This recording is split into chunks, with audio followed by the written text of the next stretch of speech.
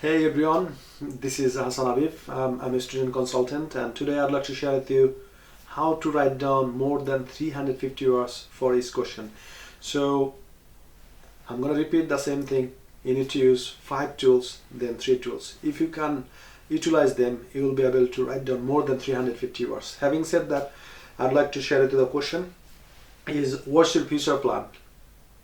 So if they ask you what's your future career plan or what's your future plan, and you need to ask 5 questions. So what sort of future plan I have got, why do I have that particular future plan or career plan, and how I'm going to achieve it, when I'm going to achieve it, and where. And if you ask 5 questions, and then you need to keep in mind that I'd like to create a story, I'd like to make a story, I'd like to give some sort of evidence, and I'd like to give some sort of examples as well. So once you know how to utilize these 8 tools, you will be able to write down more than 350 words for each question. So I'm going to remind you again. So our plan is to write down 8 to 10 words for a sentence, and our plan is to write down 35 to 40 sentences, and once you can write down 35 to 40 sentences, that's going to be more than 350 words. And you have to write down 3 questions, and don't worry about the time.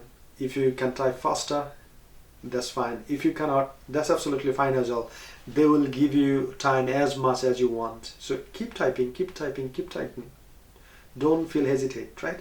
So now the question is, what sort of future career plan do you have? So now I'm gonna give some sort of examples that's gonna help you a lot. So I'm gonna start writing like this. I would like to share my future career plan right now, and my future plan, career plan, is to be a healthcare professional. So now I'd like to ask you first question: what sort of career plan do you have? You know, when I have thinking about my career plan, especially if I go back to my childhood, I wanted to be a doctor. But when I have started, going to the school, then college, I didn't have that much great scores, so that's why I couldn't go to the medical school. And unfortunately, I had some sort of financial problems, and that's why I had to drop out. I couldn't afford my tuition fees to go for the further education. And however, now my future plan is to be a healthcare professional. And the reason I would like to be a healthcare professional is, first of all, due to COVID-19, we see, the NHS staffs, they are the national heroes, and everybody respect them, especially from the doctors, nurses, midwives, carer, all of them, ambulance drivers, all of them. So we respect them a lot. So that influenced me a lot to have a career plan in this sector.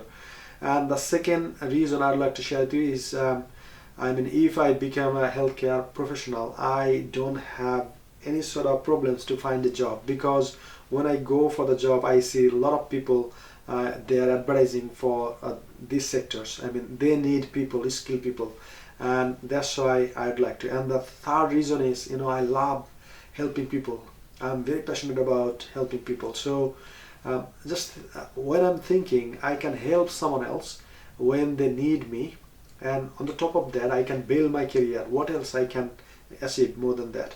So that's why I have chosen to study health and social care, and I'd like to be a healthcare professional. And now I'd like to share with you the whole short-term and long-term plan, how I'm going to achieve that.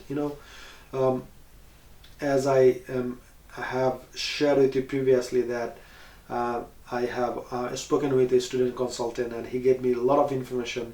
He gave me the information about the course, and it's going to be 2 days in a week, and it's going to be foundation fast, as I don't have any kind of education, and still I can study. That's I appreciate.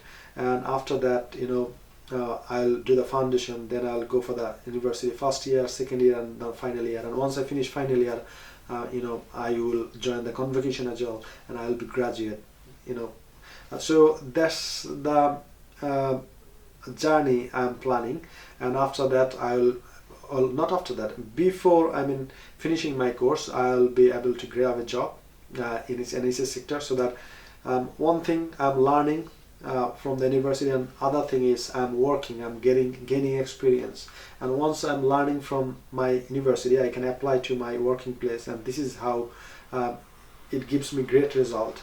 And that's how my short-term plan is to finish my course within 3 years time or 4 years time, and after that I would like to work 5 years in the same sector. Then my career plan is to start my own care home or some sort of business in this sector. So then yeah, that's the thing, and you need to make a lot of story. And last time I have met with a care home owners. He's an awesome guy. When I met him, he introduced me, and he offered me tea and coffee, and he gave me a tour in his care home. And I have seen that the people who are working there, they are so happy, and they are helping the elderly people.